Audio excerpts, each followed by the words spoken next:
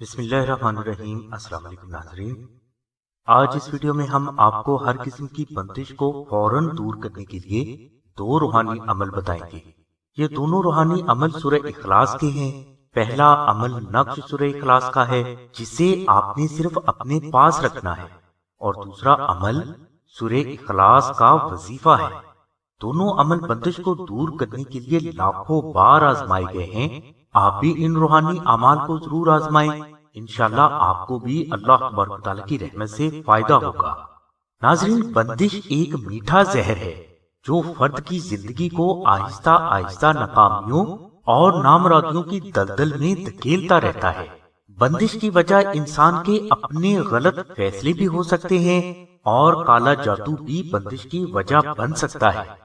یاد رہے کہ جو بندش کالے جادو کی وجہ سے ہو جاتی ہے وہ فرد کے لیے بے حد خطرناک ثابت ہو سکتی ہے۔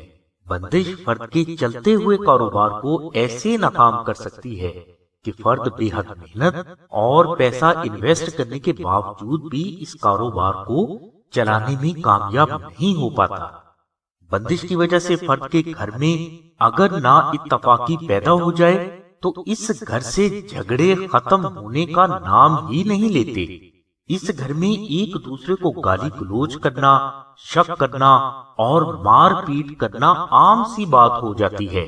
بندش سے میاں بیوی کی محبت اگر متاثر ہو جائے تو شوہر بیوی سے نفرت کرنے لگتا ہے، اور یہ نفرت آسانی سے دور نہیں ہوتی، اور بعض اوقات یہ بندش شوہر کو دوسری شادی کرنے پر مجبور بھی کر دیتی ہے۔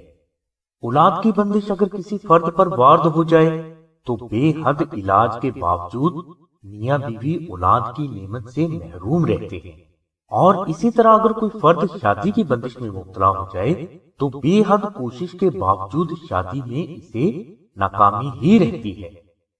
شادی کی بندش بھی فرد کا آسانی سے پیچھا نہیں چھوڑتی۔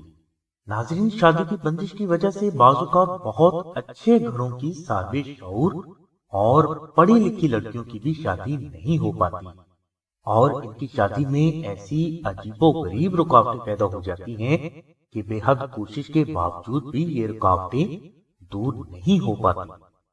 الغرض بندش آپ کی اولاد، بیوی، گھر، کاروبار، عزت اور شادی میں ایسی رکاوٹیں پیدا کر سکتی ہے کہ انہیں دور کرتے کرتے فرد کی ایڑیاں تو گھس سکتی ہیں، مگر یہ رکاوٹیں دور نہیں ہو پاتی۔ ناظرین، اگر کوئی فرد بندش سے پیدا شدہ رکاوٹوں کو دور کرنا چاہتا ہے اور اس سلسلے میں روحانی تعاون اور فیض حاصل کرنا چاہتا ہے تو اسے چاہیے کہ آپ آستانہ سے نقش سورہ اخلاص منگوا کر اپنے پاس ضرور رکھیں، یا اپنے گھر میں کسی پاک جگہ پر رکھ دیں۔ انشاءاللہ اس نقش مبارک کی برکت سے نہ صرف بندش کے بد اثرات آپ کے وجود، بیوی بچوں، گھر اور کاروبار سے دور ہو جائیں گے، بلکہ آپ تا زندگی ہر قسم کے ظاہری و باطنی نقصانات، ناکامیوں، نامرادیوں، لاچاریوں اور بیماریوں سے بھی ہمیشہ کے لیے اللہ تبارک و تعالیٰ کی رحمت سے محفوظ ہو جائیں گے۔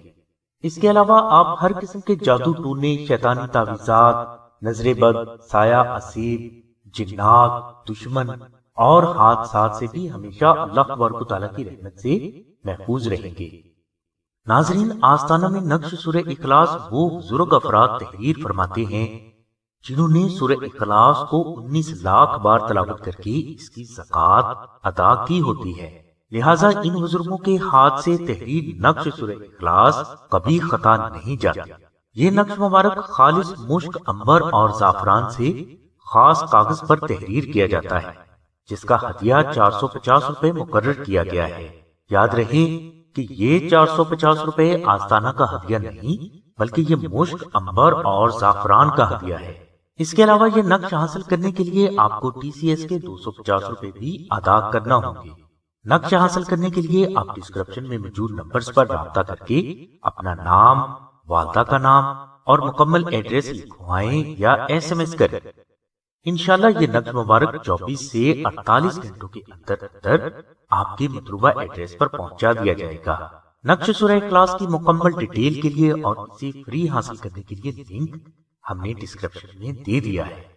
ناظرین، یہ نقش مبارک پیدائش سے موت تک آپ کی زندگی کے سبھی مسائل کا روحانی حل آفات و بلیات سے تحفظ اور ہر بیماری سے حتمی شفا ہے۔ یہ نقش مبارک چاندی کی تختی پر بھی تیار کیا جاتا ہے جو کہ بے حد افضل ہے اور کبھی خطا نہیں جاتا۔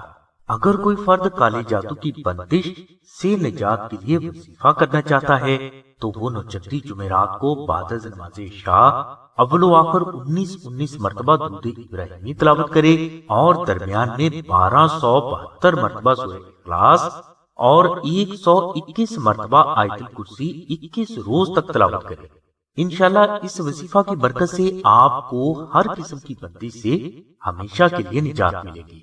وظائف اور نقوش کے بارے میں مزید معلومات کے لیے آپ 0332618933 پر شاہد بھائی سے رابطہ کریں۔